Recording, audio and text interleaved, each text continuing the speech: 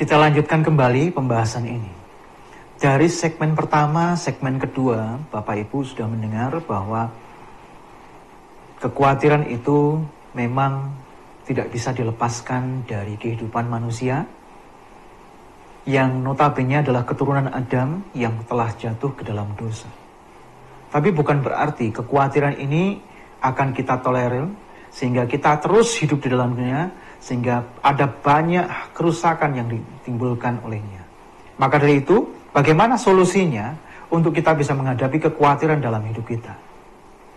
Kalau dalam kondisi baik-baik saja, mungkin kita akan bisa disupport oleh rekan-rekan, saudara kita atau keluarga kita. Jangan khawatir nak, atau jangan khawatir saudaraku, tentang hidupmu kami bisa memberikan A, B, C, D, mungkin bisa dijelaskan begitu. Tapi apakah semuanya dalam kondisi baik-baik saja? Belum tentu. Ada kalanya kita tahu bahwa ada keluarga yang tidak baik-baik saja, atau kita dalam situasi yang tidak aman. Ada banyak dari saudara-saudara kita yang sedang berjuang di dalam pertempuran, di dalam gejolaknya dunia, ekonomi, dan macam-macam yang membuat manusia menjadi syarat dengan berbagai macam permasalahan yang mungkin tidak akan menimbulkan kekhawatiran. Oleh karena itu, bagaimana solusinya? Yesus memberikan solusi tepat. Dia tahu kebutuhan pokok kita, dia tahu keperluan kita, sampai dia mengatakan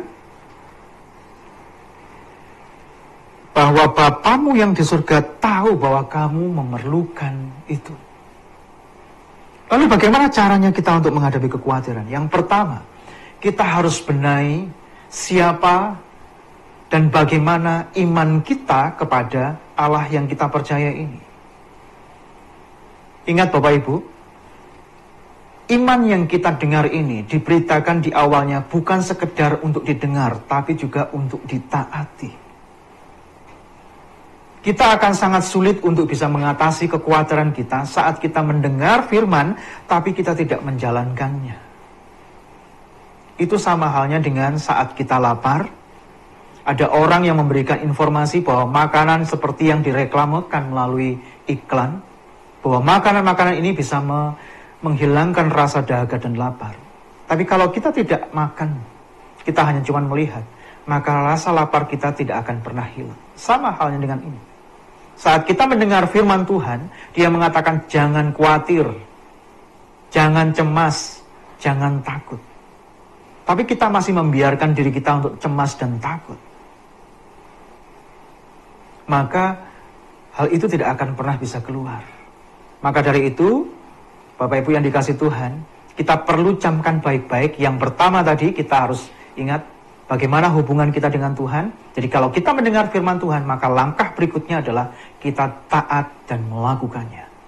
Sehingga kita akan bisa melihat kenyataan bagaimana campur tangan Tuhan di tengah situasi yang mustahil sekalipun. Mungkin nalar kita dan logika kita tidak bisa melihat jalan keluar. Di sana ada jalan keluar. Ada banyak kisah di dalam Alkitab bisa menunjukkan peristiwa-peristiwa itu, dan juga kesaksian dari banyak orang-orang yang mengalami iman ini. Mereka bisa menceritakan kisah hidup mereka. Terus yang kedua, Kristus memberikan prioritas yang harus kita kerjakan dahulu, supaya kita tidak diliputi oleh kecemasan atau kekhawatiran yang berlebihan. Yaitu apa? Dia mengatakan, karena itu, carilah dahulu kerajaan Allah dan kebenarannya. Apa maksudnya mencari kerajaan Allah dan kebenarannya? Apakah harus sekolah teologi? Apakah harus terus-menerus baca Alkitab? Apakah harus terus-menerus untuk mendengarkan khotbah? Bukan. Yang dimaksudnya adalah bukan mendengar hal itu, tapi harus melakukan firman Tuhan itu dan menjalaninya di dalam kehidupan sehari-hari, sehingga kita mengalami. Kita mengenal Allah bukan kata orang, tapi kita mengalami sendiri. Dan saat kita menjalani hidup kita dalam pimpinan Tuhan, itu menunjukkan bahwa kita mencari dahulu kerajaan Allah dan kebenarannya. Kalau Bapak Ibu memperhatikan kisah-kisah yang dalam Alkitab disuguhkan seperti itu, kita tentunya bisa melihat bahwa solusi atas kekhawatiran itu sudah Dia berikan. Maka pilihannya kepada kita adalah Mau kita taat atas firman-Nya atau tidak, atau kita mau mendahulukan kerajaan Allah atau tidak, itu pilihannya ada di tangan kita. Tapi yang jelas Kristus mengatakan dengan tegas, dia mengatakan jangan khawatir, jangan takut. Lalu bagian kita apa? Taat, dan kita menerima firman ini secara tepat di dalam hati kita simpan dan kita hidupi, sehingga Bapak, Ibu, dan saya, dan kita semuanya akan bisa melihat bagaimana jalan keluar itu diberikan kepada kita. Semoga renungan ini akan menghantarkan kita, menguatkan kita saat kita menjalani perjalanan hidup kita di masa yang akan datang. Kiranya Tuhan Yesus memberkati kita semuanya.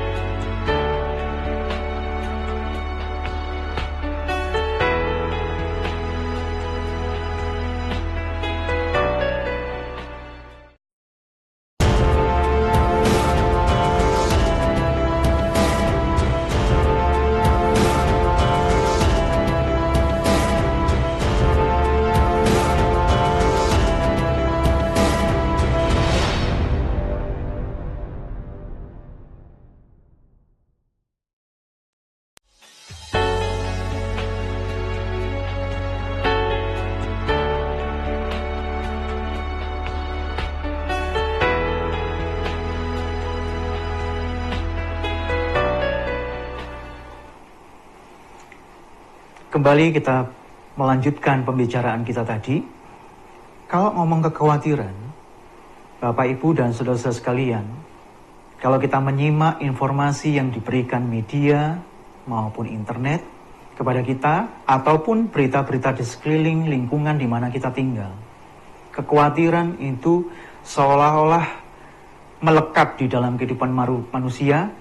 Dan kita bisa melihat bagaimana pergumulan, perjuangan mereka untuk mengatasi kekhawatiran ini.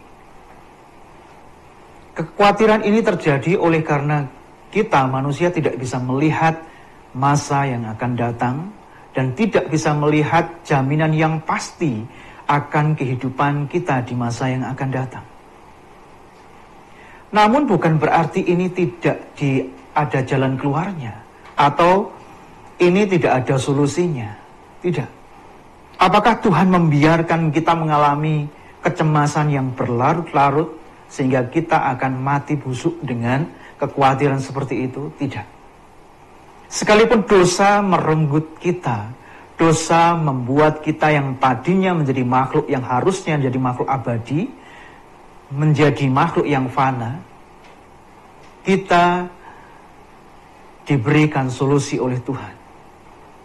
Kalau Bapak Ibu pernah membaca Alkitab, firman Tuhan mengatakan di dalam Yeremia 17 bahwa orang yang mengandalkan Tuhan itu akan mengalami situasi yang akan tetap subur, akan tetap kuat, akan tetap survive dalam situasi kondisi apapun. Jauh hari sebelum Tuhan Yesus menyampaikan pergumulan tentang hal ini, dia secara implisit, dia menyampaikan melalui nabi-nabinya bahwa kekhawatiran itu dia memberikan solusinya, yaitu dengan cara kita mengandalkan Tuhan. Dan terlebih lagi pada waktu Tuhan Yesus hadir, pada waktu penggenapan semua janji Allah di dalam kita kehidupan manusia dipenuhi dan digenapi oleh Dia Sang Mesias itu, maka kekhawatiran ini tidaklah perlu untuk kita teruskan dan kita lanjutkan. Yesus mengatakan, jangan khawatir tentang hidupmu, tentang apa yang kau makan, tentang pakaian, tentang apa yang kamu pakai, tentang di mana kamu berada dan hidupmu. Dia membandingkan kita dengan seperti burung-burung di udara, seperti bunga-bunga bakung. Bahkan dia menyebutkan salah satu tokoh yang dicatat oleh Alkitab, yang dengan kekayaan yang begitu rupa, dikatakan tidak menggunakan atau tidak memakai pakaian seindah salah satu dari bunga bakung ini. Itu untuk menunjukkan bahwa sekalipun dosa merenggut manusia, tapi Tuhan masih memberikan perhatian. Sehingga dia mengatakan, tidaklah lebih lagi bahwa dia memberikan perhatian kepada kita yang percaya kepadanya. Dia sangat mengasihi kita sampai dia mengatakan membandingkan kita.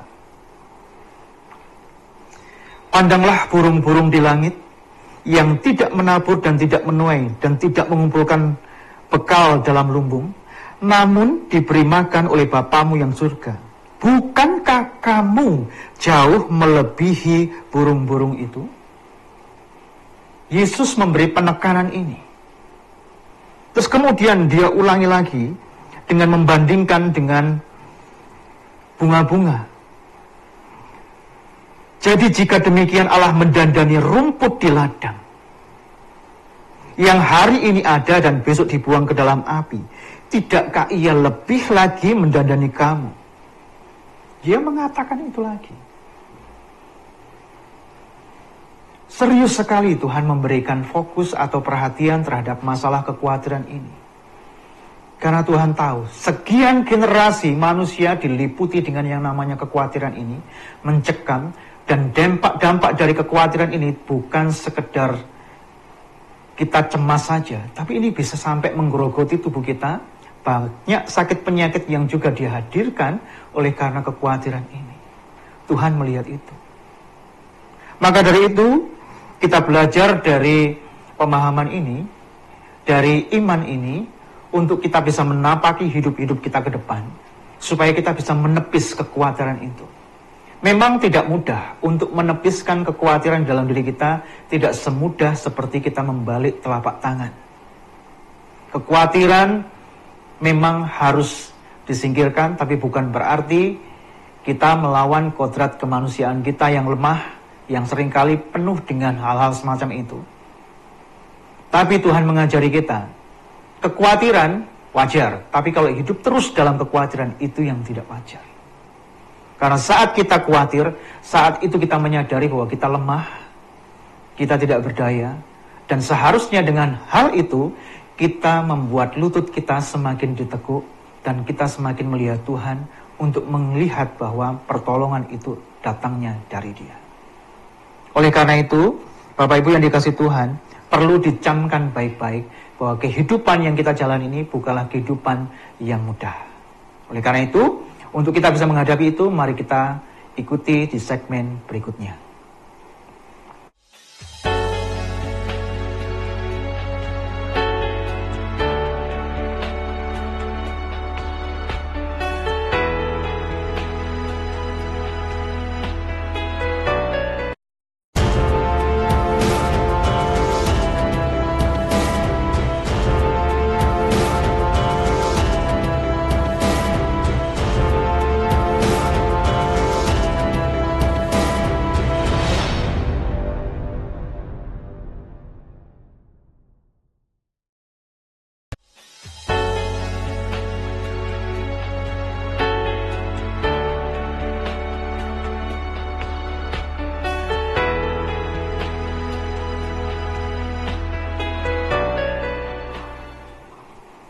Kita lanjutkan kembali pembahasan ini.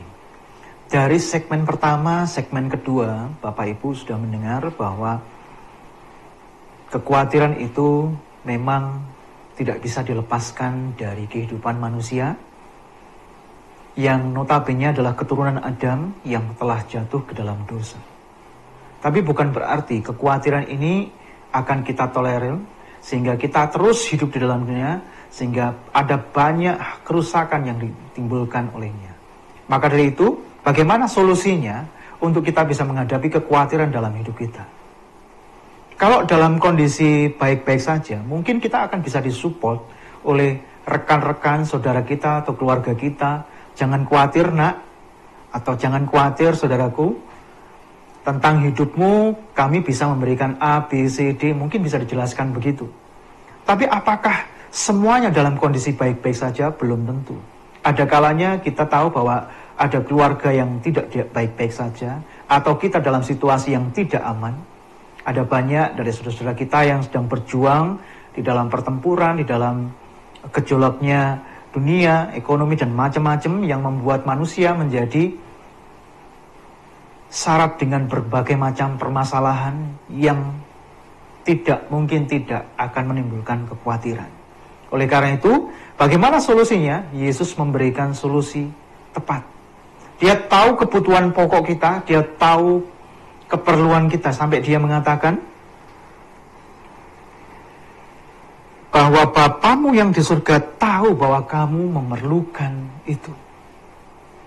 Lalu bagaimana caranya kita untuk menghadapi kekhawatiran? Yang pertama, kita harus benahi siapa dan bagaimana iman kita kepada Allah yang kita percaya ini. Ingat Bapak Ibu, iman yang kita dengar ini diberitakan di awalnya bukan sekedar untuk didengar, tapi juga untuk ditaati.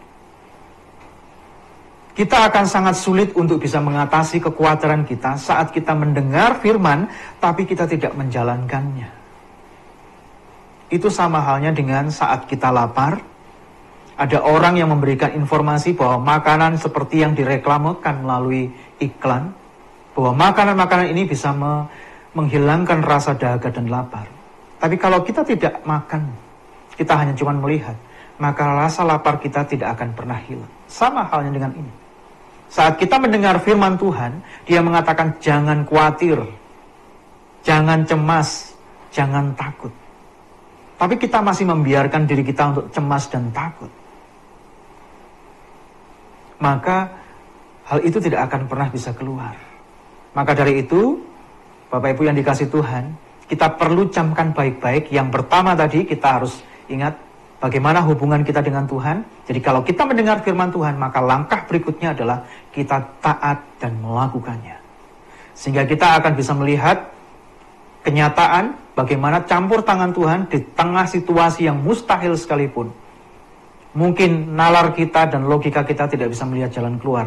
Di sana ada jalan keluar. Ada banyak kisah di dalam Alkitab bisa menunjukkan peristiwa-peristiwa itu dan juga kesaksian dari banyak orang-orang yang mengalami iman ini. Mereka bisa menceritakan kisah hidup mereka. Terus yang kedua, Kristus memberikan prioritas yang harus kita kerjakan dahulu supaya kita tidak diliputi oleh kecemasan atau kekhawatiran yang berlebihan. Yaitu apa? Dia mengatakan, karena itu carilah dahulu kerajaan Allah dan kebenarannya. Apa maksudnya mencari kerajaan Allah dan kebenarannya? Apakah harus sekolah teologi? Apakah harus terus-menerus baca Alkitab? Apakah harus terus-menerus untuk mendengarkan khotbah? Bukan. Yang dimaksudnya adalah bukan mendengar hal itu, tapi harus melakukan firman Tuhan itu dan menjalaninya di dalam kehidupan sehari-hari, sehingga kita mengalami. Kita mengenal Allah bukan kata orang, tapi kita mengalami sendiri. Dan saat kita menjalani hidup kita dalam pimpinan Tuhan, itu menunjukkan bahwa kita mencari dahulu kerajaan Allah dan kebenarannya. Kalau Bapak Ibu memperhatikan kisah-kisah yang dalam Alkitab disuguhkan seperti itu, kita tentunya bisa melihat bahwa solusi atas kekhawatiran itu sudah Dia berikan. Maka pilihannya kepada kita adalah, mau kita taat atas firman-Nya atau tidak, atau kita mau mendahulukan kerajaan Allah atau tidak, itu pilihannya ada di tangan kita. Tapi yang jelas Kristus mengatakan dengan tegas, Dia mengatakan jangan khawatir, jangan takut. Lalu bagian kita apa? Taat. Dan kita menerima firman ini secara tepat di dalam hati kita simpan dan kita hidupi, sehingga Bapak, Ibu, dan saya, dan kita semuanya akan bisa melihat bagaimana jalan keluar itu diberikan kepada kita. Semoga renungan ini akan menghantarkan kita, menguatkan kita saat kita menjalani perjalanan hidup kita di masa yang akan datang. Kiranya Tuhan Yesus memberkati kita semuanya.